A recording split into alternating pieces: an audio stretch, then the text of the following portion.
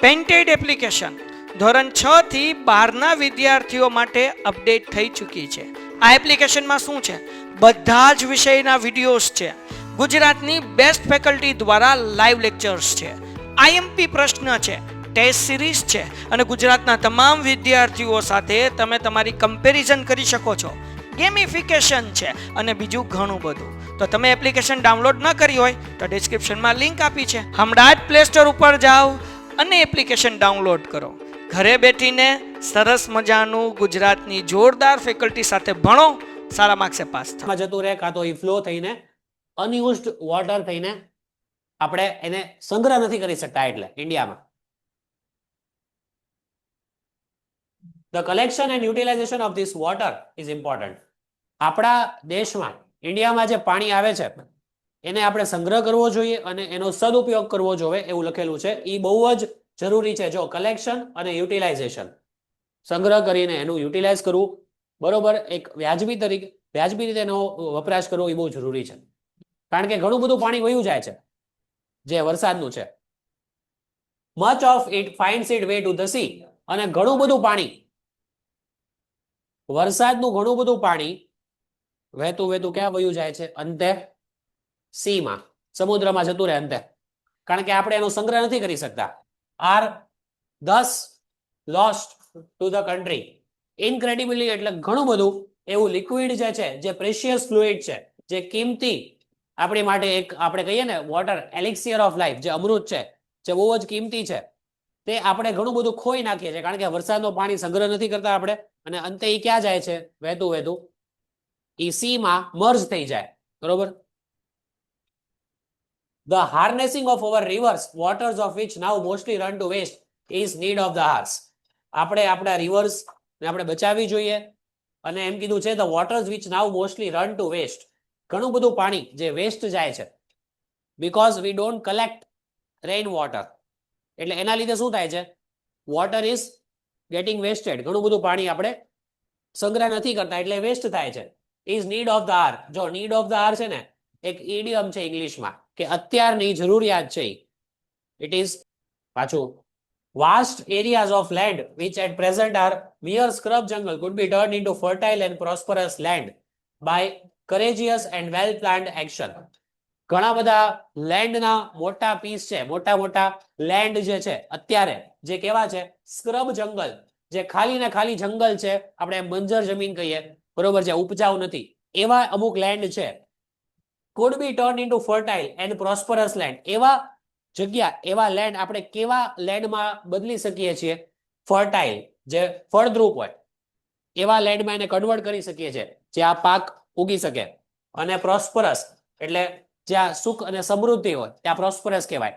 આપણે એને ઉપદ્રવ બનાવી શકીએ જ્યાં ઉપજી શકે પાક, અને આપણે એને પ્રોસ્પરસ બનાવી શકીએ એવા લેન્ડ જે સ્ક્રબ જંગલ અત્યારે બનીને જે અત્યારે આમ કહેવાય ને જેનો કાંઈ યુઝ જ નથી, એવા જંગલને આપણે ફર્ટાઇલ અને પ્રોસ્પરસ બનાવી શકીએ.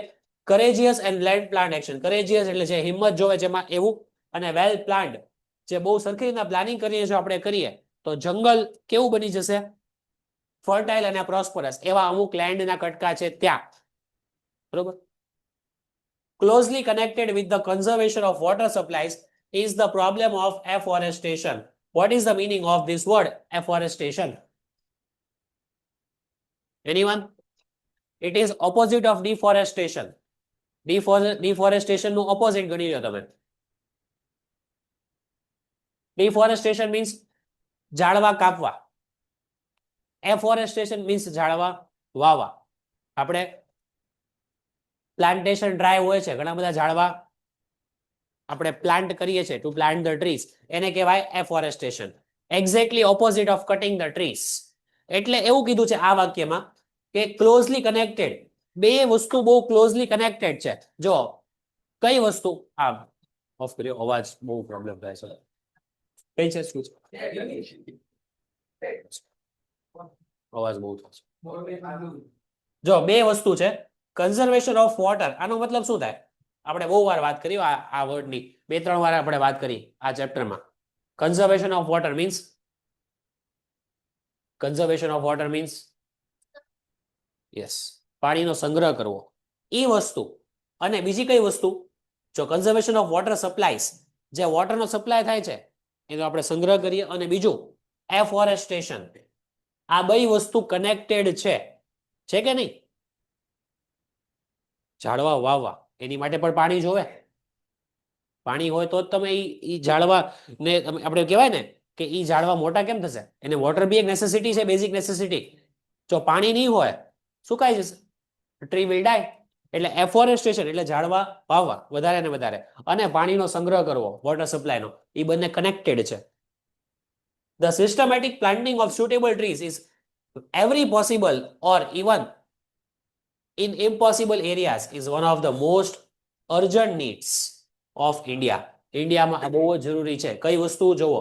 Systematic planning. પ્લાનિંગ તો સિસ્ટમેટિક જ હોવું જોઈએ, સ્ટેપ બાય સ્ટેપ. શેની માટે? suitable trees in every possible or even in impossible areas. એવા એરિયાઝમાં જ્યાં શક્ય જ નથી કે તમે ટ્રીઝ ગ્રો કરી શકો, જે જમીન બંજર જ છે, જ્યાં ટ્રીઝ ગ્રો થવાના જ નથી, એવા એરિયામાં તમે સિસ્ટમેટિકલી પ્લાન કરો. જે ઉપર આપણે વાત થઈ, સ્ક્રબ જંગલ, આવા એરિયામાં ટ્રીઝ ગ્રો નહીં થાય, પણ તમે સિસ્ટમેટિકલી પ્લાનિંગ કરો તો ઈ પ્લાનિંગથી suitable ટ્રીઝ એટલે બધા ગમે તેવા ટ્રીઝ નહીં, જે ઝાડવા આપણે વાવવા જોઈએ એવા ઝાડવા ત્યાં તમે વાવી શકો છો. ઇમ્પોસિબલ નથી, તમને લાગે છે ઇમ્પોસિબલ, પણ તમે ત્યાં ટ્રી પ્લાન્ટેશન કરી શકો છો. અને જો ટ્રી પ્લાન્ટેશન થાય તો આપણને જ બેનિફિટ છે. જેટલા વધારે ટ્રીઝ એટલો જ આપણને બેનિફિટ. એ શું છે? અત્યારે ઇન્ડિયાની બહુ જ મોટી જરૂરિયાત છે. Because we are cutting trees for making big buildings, skyscrapers. એની માટે બિલ્ડિંગ્સ બનાવવા માટે ટ્રીઝ અને લેન્ડ ક્લિયર કરવામાં આવે છે. Such plantation would directly and indirectly prove as a source of hidden wealth to the country. જો આ શું કીધું છે? વેલ્થ એટલે શું? વેલ્થ ખજાનો. આપણે એક જોવા છે, આમ પૈસા, આમ ખજાનો, અને હિડન એટલે છુપાયેલું. છુપાયેલો એક ખજાનો છે, એવું કામ કરી શકે. કઈ વસ્તુ? તો આપણે જે પ્લાન્ટેશન કરીએ, ટુ પ્લાન્ટ ધ ટ્રીઝ ને વાવવા, ત્યાં ઈ જે છે એ ડાયરેક્ટલી કે ઇનડાયરેક્ટલી આપણા કન્ટ્રી માટે એક છુપાયેલા ખજાનાની તરીકે એક કામ કરી શકે છે. જો આપણે ટ્રી પ્લાન્ટેશન અત્યારે સ્ટાર્ટ કરી દો, ફ્યુચર જનરેશનને કેટલું હેલ્પફુલ થશે. They would check soil erosion. એટલે જો તમે ટ્રીઝ પ્લાન્ટ કરશો તો એ શું કરશે? પહેલા તો સોઇલ ઇરોઝન ગઈકાલે વાત કરી, જે માટી ઉપરનું જે લેયર હોય ધોવાઈ જાય, બરોબર, એ સ્ટોપ કરશે. કારણ કે એક ચેક ડેમ કેમ કામ કરે? પાણીને રોકે. એવી રીતે ટ્રીઝ હશે તો એટલું બધું પાણી ચૂસી લેશે. એટલે સોઇલ ઇરોઝન, ધોવા, જે ઉપરનું જે લેયર ધોવાઈ જાય એમાંથી ઘણું બધું આપણને સ્ટોપ કરશે એ વસ્તુ. અને conserve the rainfall of the country from flowing અવે. જે પાણી વરસાદના રૂપમાં આવે છે સ્વરૂપે, અને પાણી બધું જઈને આપણું સીમાં મિક્સ થઈ જાય છે, એડ થઈ જાય છે, એ પાણી આ ઝાડવાઓ ખેંચી લેશે. એટલે ઘણું બધું રેઇન વોટર જે છે એ વેસ્ટ થતું બચી જશે. To waste, and it will also supply cheap fuel. તમે વધારે ઝાડવા વાવો તો તમને ફ્યુઅલ પણ સસ્તું મળી શકશે પછી આગળ જતા. કારણ કે ઇનડાયરેક્ટલી ડાયરેક્ટલી બી કનેક્ટેડ છે. ફ્યુઅલ કેટલું મોંઘું થઈ ગયું છે. ક્યાં હતું પહેલા? 60-70માં હતું, એટલે અમુક વર્ષો પહેલા 90+ થઈ ગયું. ત્યારે ખાલી પેટ્રોલની વાત કરીએ, ઘણા બધા ફ્યુઅલ્સ છે, ડીઝલ આવે ને ઘણું બધું, બટ કેટલું બધું અત્યારે કોસ્ટલી થઈ ગયું છે. એ ફ્યુઅલ પણ ચીપ થઈ જશે જો તમે આ વસ્તુ કરી તો. એફોરેસ્ટેશન, જે અત્યારે બહુ જ જરૂર છે two grow more and more trees. પછી એમ કીધું છે, the cheapest form of internal transport in country is boats, and cheapest form of internal transport in country is by boats and barges through canals and rivers. આમાં એવું કીધું છે કે સૌથી chip એટલે સસ્તું, ટ્રાન્સપોર્ટેશનનો સૌથી સસ્તો માર્ગ, સૌથી સસ્તો રસ્તો કયો છે? Sea ways, waterways. ત્યાં તમને એટલા ચાર્જીસ નહીં લાગે. તમે બસમાં જાઓ, ટ્રેનમાં જાઓ, ફ્લાઇટમાં જાઓ, એના જે ચાર્જીસ લાગશે એ બહુ કોસ્ટલી છે. પણ આ જે ટ્રાન્સપોર્ટ માટે, ખબર છે ને કેટલી કાર્ગો, ઘણી બધી શિપ જતી હોય, એમાં માલ સામાન આમથી આમ ફરતો હોય, પાણીમાં લઈ જવામાં આવે ને, બોટમાં, બરોબર, શિપમાં. એ ટ્રાન્સપોર્ટેશન જે છે, કેનલ્સ અને રિવર્સ, જે પાણીના જે વોટર બોડીઝ છે, એનાથી જે ટ્રાન્સપોર્ટેશન કરવામાં આવે, માલ સામાનની હેરાફેરી કરવામાં આવે, એ સસ્તું પડે છે આપણને. એટલે એ પણ આપણને એક બેનિફિટ છે. We hear much about programs of rails and road construction. આપણે ઘણું બધું ન્યૂઝપેપરમાં સાંભળીએ છીએ, રોડ બને છે. અત્યારે કેટલા બધા રોડ બને જો આપણે સિટીમાં, બધી બરોબર, ખોદકામ ચાલુ જ છે બધી કોર. એટલે હજી વાતો તમે મારે અહીંયા પછી આપણે ન્યૂઝમાં સાંભળીએ છીએ ઘણા બધા પ્રોગ્રામ્સ એવા હોય છે, ઇનોગ્યુરેશન હોય છે કે રેલ છે, રેલવેના જે પાટા હોય, રોડ કન્સ્ટ્રક્શન, આ બધું ન્યૂઝમાં સાંભળીએ છીએ, રીડ પણ કરીએ છીએ, બરોબર. એ બધું આપણે છે કે રેલ રોડ, આપણા જે રોડ છે એ બધા કન્સ્ટ્રક્ટ કરવામાં આવે છે, but far too little about the development of waterways in India. પાણીથી જતા જે માર્ગ છે, જે પાણી માટે જે ટ્રાન્સપોર્ટેશનની સુવિધાઓ છે, એને ઇમ્પ્રુવમેન્ટ, એને ડેવલપમેન્ટ કરવા માટે આપણે ન્યૂઝમાં કઈ સાંભળતા જ નથી, કાં તો બહુ ઓછું સાંભળીએ છીએ. કેમ રોરો ફેરી સર્વિસ છે તો એ કેટલી કામની છે આમ જોવા જાવ, પણ વચ્ચે એમાં પણ પ્રોબ્લેમ આવી ગયો હતો ઘણો. પણ એવા પ્રોજેક્ટ બહુ ઓછા હોય છે. કોના કમ્પેરિઝનમાં? રેલ અને રોડ કન્સ્ટ્રક્શનનું વધારે કામ ગવર્મેન્ટ હાથ ઉપર લે છે. પણ એની સામે વોટરવેઝનું કામ ઇન્ડિયામાં કેટલું ધીમું ચાલે છે. અને એ ઝડપથી ચાલે તો બેનિફિટ આપણને થશે, કારણ કે એ સૌથી ચીપ છે, સૌથી સસ્તું પડશે આપણને ટ્રાન્સપોર્ટેશન માટે, બરોબર. સુરતમાં જવા માટે કેટલો ટાઈમ પણ આપણો બચી જાય જો રોરો ફેરીમાં જઈએ તો. ભરૂચ, સુરત, અહીંયાથી આપણે જઈએ તો. So that is cheap and time saving. Time તમે બચાવો તો તમે પૈસા બચાવ્યા, ટાઈમ ઇઝ મની. એટલે એ વસ્તુ ઉપર વોટરવેઝમાં ઇન્ડિયામાં ધ્યાન એટલું નથી દેવામાં આવતું. Yes, time is money.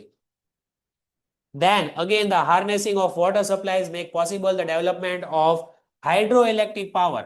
જો આપણે વોટર સપ્લાયને બચાવશું, જો એનો સંગ્રહ કરશું, પાણી બચાવશું, તો હજી એક બેનિફિટ આપણને થશે, એ છે ઇલેક્ટ્રિસિટી. શું કીધું છે? Hydroelectric power. એટલે હાઇડ્રોઇલેક્ટ્રિક નો મતલબ શું થાય ખબર છે?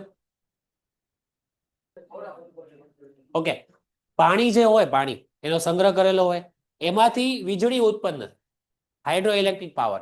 પાણીનો સંગ્રહ કરશું તો આપણને એ પણ બેનિફિટ થશે, અને એ આપણી માટે કેટલું મોટું બેનિફિટ કહેવાય. તમે એ વિચારો, હમણાં જ સાંભળ્યું હતું કંઈક ચાઇનામાં, હમણાં 2-3 દિવસ પહેલાના ન્યૂઝ છે કંઈક, એ લોકોએ, આની વાત નથી, એટલે ઇલેક્ટ્રિસિટીની વાત નથી, પણ પાણીમાંથી કે કંઈક લિક્વિડમાંથી એ લોકોએ ફ્યુલ બનાવવાનું સ્ટાર્ટ કર્યું, પેટ્રોલ હતું. તો એ કેટલું સસ્તું પડે. અને આપણે ફ્યુલ આગળ જતા ખૂટી જવાનું છે.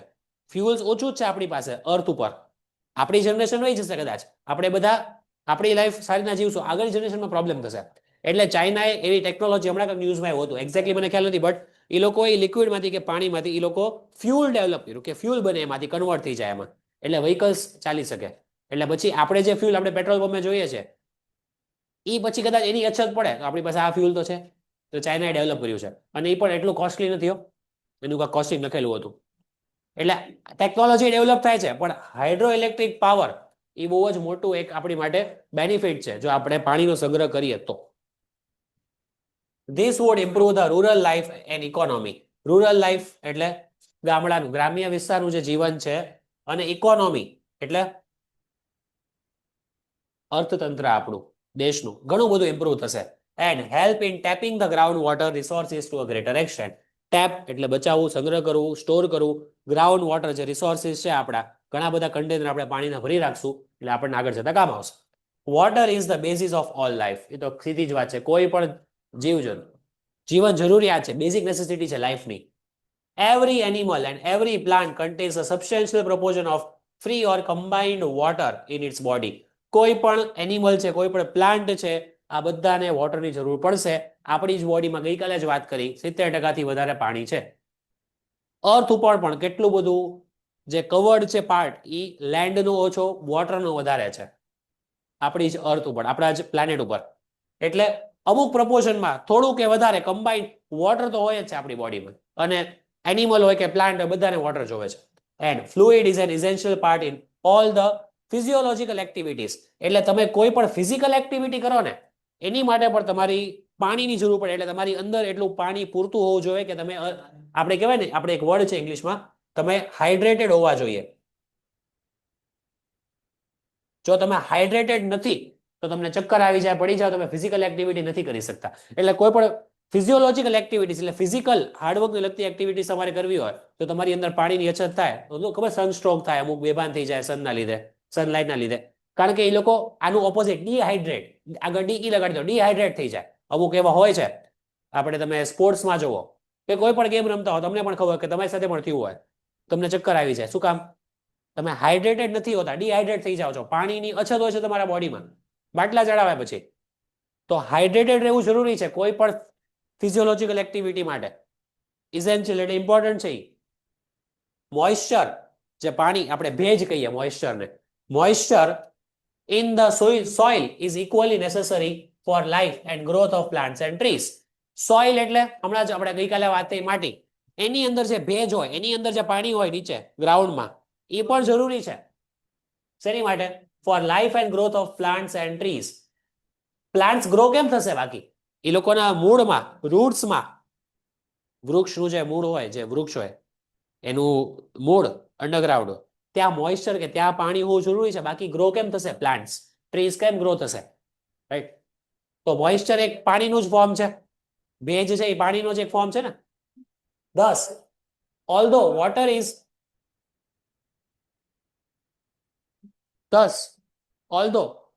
is the commonest, જો આ શું લખ્યું છે?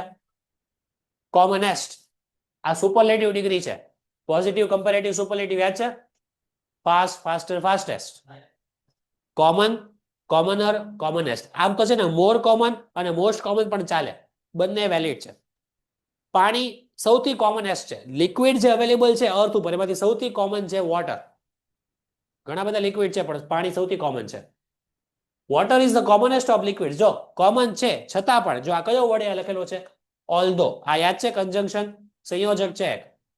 ઓલ્ધો એટલે ધો ઓલ્ધો બંને સરખા છે. જનરલી ઓલ્ધો છે ને સેન્ટેન્સના સ્ટાર્ટિંગમાં આવે, પણ અહીંયા પહેલો વર્ડ છે ધસ. પાણી સૌથી ઇઝીલી અવેલેબલ લિક્વિડ છે, તેમ છતાં it is most uncommon liquids with amazing properties which are responsible for its unique power of maintaining animal and plant life. Animal અને plant life ને આગળ વધારવા માટે જીવન જરૂરી છે વોટર. સૌથી કોમન છે વોટર, પણ સૌથી અનકોમન લિક્વિડ છે. શેની માટે? કારણ કે એની પ્રોપર્ટીઝ, એના જે ઉપયોગ કે એની જે આપણે પ્રોપર્ટીઝ, તમે શું કહો ગુજરાતીમાં, જે રીતના એ બનેલું હોય જે વસ્તુથી, એની જે પ્રોપર્ટીઝ H2 આપણે કહીએ છીએ, બરોબર, હાઇડ્રોજન ઓક્સિજન, બે ઓલા હાઇડ્રોજનના એક ઓક્સિજનનું જે કમ્બાઈન થાય ત્યારે વોટર બને, H2O કહીએ ને આપણે. એની જે પ્રોપર્ટીઝ છે એ રિસ્પોન્સિબલ છે. એ શેની માટે રિસ્પોન્સિબલ છે? હા, પ્રક્રિયા. That is responsible unique power માટે, power of maintaining animal and plant life. પાણીની પાસે એટલો પાવર છે. Water is elixir of life. મેં કીધું ને અમૃત છે, જે એનિમલ અને પ્લાન્ટ લાઈફને મેન્ટેન કરે છે, કન્ટિન્યુ રાખે છે. એટલું ઇમ્પોર્ટન્ટ ફ્લુઇડ છે. સૌથી કોમનેસ્ટ છે, પણ સૌથી અનકોમન એટલે છે કે એની પ્રોપર્ટીઝ અને એની જે અમેઝિંગ પ્રોપર્ટીઝ છે, જેના લીધે એનિમલ અને પ્લાન્ટ લાઈફ ટકી રહી છે, એટલે એ સૌથી અનકોમન પણ છે. ઇઝીલી અવેલેબલ છે એટલે કોમન, પણ અનકોમન એટલે સૌથી અલગ શું કામ પડે છે? કારણ કે એનિમલ અને પ્લાન્ટ લાઈફ એની ઉપર ટકી રહી છે, એટલો પાવર એની પાસે છે, એટલે એને અનકોમન પણ કીધું છે. કે આવું એક જ લિક્વિડ છે આખા વર્લ્ડમાં જેના ઉપર આ લાઈફ ટકી રહી છે. બીજા બધા લિક્વિડ છે. To the manager, Riviera chemicals, GIDC, Baroda, drafted application on his behalf with resume. હવે તમને સવાલમાં એવું કીધું છે કે તમારું નામ છે સોનાઈ પટેલ, તમારું એડ્રેસ આપેલું છે 60 એલોરા પાર્ક, બરોડા. જો આ તમારું નામ છે, બરોબર, અને તમને તમારું એડ્રેસ પણ આપેલું છે. એક સેકન્ડ, તમારું નામ આપેલું છે સોનાઈ પટેલ, એટલે તમારે સમજવાનું કે તમે સોનાઈ પટેલ છો. તમારું એડ્રેસ છે 60 એલોરા પાર્ક, બરોડા, બરોબર. આ તમારું એડ્રેસ. તમારે મેનેજરને લખવાનો છે રિવેરા કેમિકલ્સ. મેનેજર ક્યાં? રિવેરા કેમિકલ્સ ને તમે આ એપ્લિકેશન લખો છો, તમે એપ્લાય કરો છો મેનેજરની પોસ્ટ માટે, અને એ રિવેરા કેમિકલ્સનું એડ્રેસ આપેલું છે GIDC, બરોડા. તો તમે ત્યાં એડ્રેસ, ત્યાં એપ્લાય કરવા માંગો છો ત્યાંની પોસ્ટ માટે. એપ્લિકેશન લખવાની છે on his behalf. On his behalf એટલે એના બદલે તમારે એપ્લિકેશન લખવાની છે. એટલે તમે સુનાઈ પટેલ છો એવું સમજી લેવાનું. રાઈટ હેન્ડ સાઈડ લખો આ એડ્રેસ. જો સુનાઈ પટેલ, 60 એલોરા પાર્ક. આમાં છે ને જે આપેલું છે એ એડ્રેસ, પછી તમે તમારું જે સ્ટ્રીટ નંબર હોય એ લખી શકો છો, બરોડા, અને સામે પિનકોડ, બરોબર, અને છેલ્લે અહીંયા ડેટ 12 ઓક્ટોબર 2020. તમે કોઈ પણ ડેટ લખો, ફ્યુચર ડેટ નહીં લખતા. પ્રેઝન્ટ ડેટ ઓર પાસ્ટ ડેટ. યસ. હા, અરે આ જે એલોરા પાર્ક આપ્યું છે એ ઇન ડિટેલ એડ્રેસ નથી. કેમ તમે તમારો પ્લોટ નંબર લખો છો, એરિયા લખો છો, તો એ રીતના. એટલે આ તમારે એટલીસ્ટ 4 લાઇન્સમાં લખેલું છે એટલે તમારે ભાઈ ઈ જ કમ્પલસરી કોલન કરીને સામે લખવાનું. હવે એક વસ્તુ સમજો, તમે અત્યારે એક્ઝામ્પલ લખો છો, શું કર્યું, તમે અત્યારે એક્ઝામ્પલ લખો છો એકાઉન્ટન્ટની પોસ્ટ માટે, કોઈ પણ જોબ એપ્લિકેશન હોય, કોઈ પણ પોસ્ટ માટે આટલું કોમન રહેશે. આટલું મેં જે અંડરલાઈન કર્યું ને, બોલાવેલું છે હવે, આટલું કોમન રહેશે. N application for the post of, આ બદલાયા કરશે. એકાઉન્ટન્ટ બરોબર, પછી કોઈક વાર અલગ હોય, સપોઝ એમાં આપેલું હોય કે કોઈ મેનેજર માટે તમે એપ્લાય કરો છો, મેનેજરની પોસ્ટ માટે એપ્લાય કરો છો, કાં તો કોઈ ટીચરની પોસ્ટ માટે એપ્લાય. પેન્ટેડ એપ્લિકેશન ધોરણ 6 થી 12ના વિદ્યાર્થીઓ માટે અપડેટ થઈ ચૂકી છે. આ એપ્લિકેશનમાં શું છે? બધા જ વિષયના વિડીયોઝ છે. ગુજરાતની બેસ્ટ ફેકલ્ટી દ્વારા લાઈવ લેક્ચર્સ છે, આઈએમપી પ્રશ્ન છે, ટેસ્ટ સિરીઝ છે અને ગુજરાતના તમામ વિદ્યાર્થીઓ સાથે તમે તમારી કમ્પેરિઝન કરી શકો છો. ગેમિફિકેશન છે અને બીજું ઘણું બધું. તો તમે એપ્લિકેશન ડાઉનલોડ ન કરી હોય તો ડિસ્ક્રિપ્શનમાં લિંક આપી છે, હમણાં જ પ્લે સ્ટોર ઉપર જાઓ અને એપ્લિકેશન ડાઉનલોડ કરો. ઘરે બેઠીને સરસ મજાનું ગુજરાતની જોરદાર ફેકલ્ટી સાથે ભણો, સારા માર્ક્સે પાસ થાઓ. કરો છો એ બદલાતું રહેશે, પણ આગળનું જે મેં લખ્યું ને એટલું સેમ રહેશે. એટલે એટલું તમે લર્ન કરી લો. Application for the post of, પછી ત્યાં ડેશ, અહીંયા જે ક્વેશ્ચન આપેલું એ વર્ડ કોપી. અહીંયા એન શું કામ લાગ્યું? એકાઉન્ટન્ટમાં એ છે એટલે. પછી ટીચર હોય તો અ ટીચર, અ મેનેજર, જે ક્વેશ્ચન આપેલું એ પ્રમાણે. Is it clear? હા, બધું is it clear? This much. સેન્ટરમાં પછી જો હજી હું તમને એક વસ્તુ કહેતા ભૂલી ગયા, આઈ થિંક તમે કરી હશે, અહીંયા અને અહીંયા એક લાઈન લીવ કરવાની. ન કરી હોય તો અત્યારે એરો કરી દો. ઓકે, કરી છે તો વાંધો નહીં, કદાચ ના કરી હોય તો ત્યાં એરો કરી દો. ધેટ મીન્સ સબ્જેક્ટ જો તમે હવે અહીંયા હું જ્યાં સુધી કહું નહીં ત્યાં સુધી લીવ નહીં કરતા. રિસ્પેક્ટેડ સર મેમ, પછી બીજી line, with reference to your advertisement for the post of, આટલું કોમન રહેશે. કોઈ પણ જોબ એપ્લિકેશન છે, મેં જે અંડરલાઈન કર્યું ને એ કોમન રહેશે. પછી આ રેડ કલરમાં છે ને એ ચેન્જ થશે. એકાઉન્ટન્ટ, ટીચર જે આપેલું હોય ક્વેશ્ચનમાં, એટલે તમે જે એડવર્ટાઇઝમેન્ટ આપી છે ન્યૂઝપેપરમાં એના રેફરન્સથી ઈ જોઈને મેં એપ્લાય કર્યું છે. શું ના સમજાયું? નહીં શું તમે આપી હતી જે તમે એકાઉન્ટન્ટ માટેની પોસ્ટની વેકન્સી તો ખબર પડે ને, જે આ જગ્યા ખાલી પડી હોય છે પોસ્ટ માટે એને કહેવાય વેકન્સી. એટલે વેકન્સી માટે તમે એડ આપી હતી શેમાં? દિવ્ય ભાસ્કરમાં આજે, ટુડે. એની ઈ જોઈને, ઈ એડ જોઈને મેં એપ્લિકેશન તમને સેન્ડ કરી છે. I am applying for the same. અહીંયા ન્યૂઝપેપરનું નામ ચેન્જ કરી શકો તમે. I am applying for the same post. આ બી કોમન રહેશે બધી જોબ એપ્લિકેશનમાં. હું તમને હોમવર્ક આપીશ, હું ટેસ્ટ લઈશ ત્યારે બી આટલું કોમન રહેશે, બાકી માર્ક નહીં મળે. માય પર્સનલ રેઝ્યુમે, આને શું કહેવાય? રેઝ્યુમ નહીં, એ રેઝ્યુમે ઓર બાયોડેટા બેમાંથી એક લખો ચાલે. Educational qualifications and experiences R following. આ પણ કોમન રહેશે કે હું આગળ જે આપું છું, નીચે લખું છું, એ મારા ક્વોલિફિકેશન છે, એટલું મારું એક્સપિરિયન્સ છે. ખાલી ચેન્જ શું થશે? એકાઉન્ટની જગ્યાએ કાંઈ પણ હોય, ટીચર હોય, મેનેજર હોય, જે ક્વેશ્ચનમાં પોસ્ટ આપેલી હોય એ પોસ્ટ એ લખવાની. બાકી બધું કોમન રહેશે. તમને મતલબ ના સમજાયો તો પૂછી લો કે આ જે લાઈન છે એમાંથી કોઈ બી વર્ડ કે કોઈ લાઈનનો મિનિંગ ન સમજાય મને પૂછી લો. બધું લખવાનું તો બધું છે, બધું લખવાનું બધું છે. રેઝ્યુમે એટલે તમારો બાયોડેટા, તમારું નામ, તમારું marital status, blood group, etcetera etcetera. એ હમણાં આગળ આવશે. સમજાયું આટલું? તમે શું લખ્યું બધાને? તમે જે લખ્યું એક એક વર્ડ તમને સમજાયો? Personal biodata, leave a line after that paragraph and write this heading personal biodata resume, underline that and from the next line write this. અહીંયા ક્યાંય લાઈન લીવ નહીં કરતા વચ્ચે. ઓલો પેરેગ્રાફ પૂરો થયો પછી એક લાઈન લીવ કરશો એ બરોબર છે. પછી આ લખો. જો બાયોડેટા કોને કહેવાય? તમે બંનેમાંથી એક વસ્તુ લખી શકો, બાયોડેટા અથવા રેઝ્યુમે. આમ સ્લેશ કરીને બંને ના લખો. શું લાઈન છે ને એ લોકો પૂછે છે એની માટે અને તમારી માટે કહું છું. એક મિનિટ, જો એક આ વસ્તુ, એક આ વસ્તુ, બંને કમ્પલસરી નથી. આ બંને વસ્તુ કમ્પલસરી નથી. જે મેં એરો કરી ને એ વસ્તુ અત્યારે તમે લખી નાખો, એક્ઝામમાં તમે કદાચ ના લખો તો એના માર્ક્સ કટ ના થાય. બ્લડ ગ્રુપ શું કામ ખબર છે? જરૂરી હોય ઘણી વાર સ્કૂલમાં પણ પૂછી લે blood group. In case something goes wrong, કાંઈક એવી ઇમરજન્સી આવી હોય તો પેરેન્ટ્સે પૂછવા ના રહે, ત્યારે એ જરૂર પડે. કોઈ પણ એમ્પ્લોયની સેફટી માટે છે, જે આ વર્કર કામ કરતો હોય કે કોઈ પણ તમે જે એપ્લાય કરો છો પોસ્ટ માટે. આજે એઝ અ ટીચર હું વર્ક કરતો, લોકોને મારું બ્લડ ગ્રુપ ખબર હોવી જોઈએ. એ ફોર્મમાં પહેલા જ ફિલઅપ કરાવી લે, એ ઇમરજન્સીમાં કામ લાગે. So this two things you can skip. સમજાઈ ગયું છે? ઓનલાઈન છે? હા, પોઈન્ટ નીચે 1 મિનિટ જો આ તમે અત્યારે લખી નાખવો પડશે ને. એક વસ્તુ નોંધી નાખજો, હું તમને કહું નહીં. તમે આ બધું જ્યારે લખો ને, આ હું એરો કાઢું છું, આ બધું જ્યારે લખો ને તમે, ત્યારે એક વસ્તુ ખાસ કે આ એક સ્ટ્રેટ લાઈનમાં આવે છે, એ ખાસ જોજો.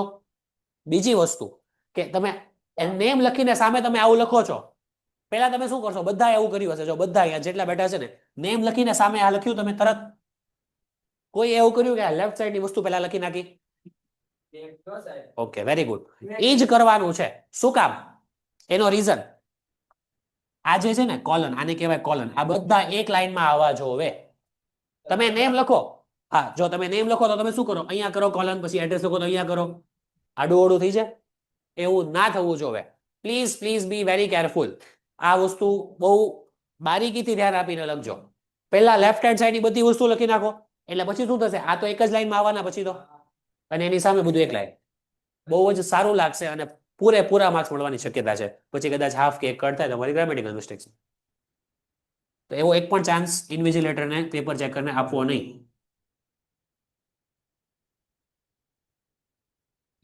હોબીઝ કંઈક સારી લખવી, જેવી તેવી હોબીઝ ના લખવી. જેમ અહીંયા છે સિંગિંગ, ડાન્સિંગ, રીડિંગ, ગેમિંગ. જો તમે ગેમિંગ ના લખો તો વધારે સારું. તમે રીડિંગ, ટ્રાવેલિંગ, આ બધી હોબી વધારે લખો. હોબીઝ તો ખબર પડે ને, પાસ ટાઈમ ચાલે. ખાલી એક નહીં લખવાની. તમે એટલું વિચારો કે તમે કોઈકને જોબ માટે એપ્લાય કરવા માટે મોકલો છો, તો સામેવાળો જે એમ્પ્લોયર છે એ તમને શું કામ સિલેક્ટ કરે? કંઈક તમારામાં સારી સ્કિલ્સ હોય, ક્વોલિટીઝ હોય તો જ સિલેક્ટ કરવાનું. એટલે તમારે એ વિચારીને લખવાનું કે તેને શું ગમશે. હવે તમે મને એક સવાલ પૂછો નહીં તો હું તમને પૂછું છું. આ 1984 મારે ચેન્જ કરવું હોય તો બર્થ યર, તો મારે શું ધ્યાન રાખવું પડે? એ બરોબર છે. ચલો, યસ, તમારે યાદ રાખવાનું કે તમારું 10th પૂરું થાય ત્યારે તમારું 5th, તમે 15 વર્ષના હો, 16મું ચાલુ હોય બેઠું. તમારું 12th પૂરું થાય ત્યારે તમારું 18મું વર્ષ રનિંગ હોય, રાઈટ? અને તમારું કોલેજ પૂરું થાય ત્યારે તમે 21 ના હો. FY, SY, TY એ રીતના આ મેચ થવી જોઈએ. હવે આ વ્યક્તિ 10th ક્યારે પૂરું કરશે? જે 84માં બોર્ન થયો છે, 15 વર્ષ એડ કરી દો, કે 16 એડ કરો ને, ચલો તો ઈઝી રહેશે તમારી માટે. 6 એડ કરો એટલે 90, અને બીજા 10 એડ કરો એટલે 2000. એટલે 1999માં અરાઉન્ડ 2000ની સાલમાં એણે 10th પૂરું કર્યું હશે એવું ગણાય. 1999માં આમ તો. પછી 2001માં, એકમાં જ ને કે 2માં, એણે 2માં એણે 12th પૂરું કર્યું હશે. આ કેલ્ક્યુલેશન માઇન્ડમાં રાખજો જ્યારે આ લખો. તમે આ 84 ચેન્જ કરો વાંધો નહીં, તમે આ કરી નાખો. મારું બર્થ યર છે, તમે આ કરી નાખો. સપોઝ બેઝ યર છે ને એક બનાવી લો, કોઈ પણ એક બેઝ યર બનાવી લો, ચાલે. સપોઝ આ બેઝ યર બનાવો. સાંભળો, સપોઝ તમે એકાઉન્ટન્ટ માટે એપ્લાય કરો છો તો તમે 2-4 વર્ષનો એક્સપિરિયન્સ બતાવશો. એટલે મેં સપોઝ ડિગ્રી પૂરી કરી 2014માં, હવે અત્યારે 2025 ચાલે એટલે 11 વર્ષ. ચલો, મેં પોસ્ટ ગ્રેજ્યુએશન કર્યું, મેં સપોઝ MBA કર્યું, કાં તો MCOM કર્યું. એકાઉન્ટન્ટ છે એટલે BCom, MCOM મેં પૂરું કર્યું હશે 2016માં. જો મારું આ બર્થ યર હોય એટલે 2016 થી અત્યાર સુધી એટલે 9 વર્ષ, 2025, 9 વર્ષનો એક્સપિરિયન્સ તમારે બતાવવાનો જે આગળ આવશે લખવામાં. એ ખાસ યાદ રાખવાનું કે ગેપ તમારે પૂરેપૂરો બતાવવાનો. જો તમારું બર્થ યર આ છે, આવું જ રાખો, વધારે સારું. 90 ની નીચે નહીં જતા, બહુ ગેપ પડી જશે, તમારે એક્સપિરિયન્સ બહુ બતાવવો પડશે. હું તો હજી કહું આ પણ નહીં, તમે 1997 કે એવું કાંઈક બતાવો. પણ એક વર્ષ, ચલો 95 યાદ રાખી લ્યો, રાઉન્ડ ફિગર. આ યાદ રાખો તો આ યાદ રાખો, પણ આ યાદ રાખશો તો અત્યારે 2025 ચાલે છે એટલે 16 ને 25 ની વચ્ચે 9 વર્ષનો ગેપ. એટલે 9 વર્ષનો એક્સપિરિયન્સ બતાવવાનો. અને તમે એપ્લાય કરો છો 2025માં, એટલે પ્લીઝ આ ગેપ ફિલ થાય યાદ રાખજો. આ લોજિકલ મિસ્ટેક દેખાશે ને તો માર્ક્સ ઘટતી જશે. સમજાઈ ગયું આટલું? ટેબલ બનાવવાનું. અહીંયા એક લાઈન લીવ કરો, એજ્યુકેશન ક્વોલિફિકેશન લખો. તમને સમજાય છે શું લખેલું છે? એકાઉન્ટન્ટની પોસ્ટ છે, એકાઉન્ટન્ટની પોસ્ટ છે હા તો લખવું જ પડે બધી જોબ એપ્લિકેશન. કઈ ડિગ્રી માટે કઈ એપ્લિકેશન માટે કઈ પોસ્ટ જોવે, કઈ પોસ્ટ માટે કઈ ડિગ્રી જોવે ખબર છે? એવું તમને લખાવીશ પછી. તમે અમદાવાદ યુનિવર્સિટી લખો શું ફેર પડે? જો તમે વડોદરાનો એડ્રેસ તો વડોદરાની, ત્યાં ગુજરાત યુની લાગુ પડે, ત્યાં તો ભાવનગર યુનિવર્સિટી લાગુ ના પડે બરોડામાં. એટલે ક્વેશ્ચનમાં બરોડા આપીશું, તમે MKBU કેમ લખશો? લખી શકો છો તમે ત્યાં શિફ્ટ થયા હો ભાવનગરમાં, પણ એવું અવોઇડ કરજો. તો લોકલ બરોડા યુનિવર્સિટી એવું કોઈ ચેક કરવાની છે કે એવી યુનિવર્સિટી છે કે નહીં? યસ, ગુજરાતના ક્વેશ્ચન હશે. Yes, experience. હવે એક્સપિરિયન્સ છે ને, જો આ બંનેમાંથી એક લખો તો બી ચાલે. I have worked in LL School Baroda as accountant for 5 years. I have been working in media industries as accountant for last 6 years. એટલે આમ જોવા જાવ ને તો 5 ને 6 11 વર્ષનો એક્સપિરિયન્સ બતાવ્યો છે કે 5 વર્ષ મેં અહીંયા કામ કર્યું અને પછી 6 વર્ષથી હું અહીંયા કામ કરી રહ્યો છું મીડિયા ઇન્ડસ્ટ્રીઝ. અત્યારે મારે જોબ બદલાવી છે. એજ્યુકેશનલ ક્વોલિફિકેશન ને પેરામાં લખી શકાય? ના, નહીં લખતા પેરામાં. માર્ક્સ કટ થશે, અમુક જગ્યાએ કહેતા હોય છે, પણ પ્લીઝ અવોઇડ કરજો. એવું નહીં કરતા, ટેબલ જ બનાવજો.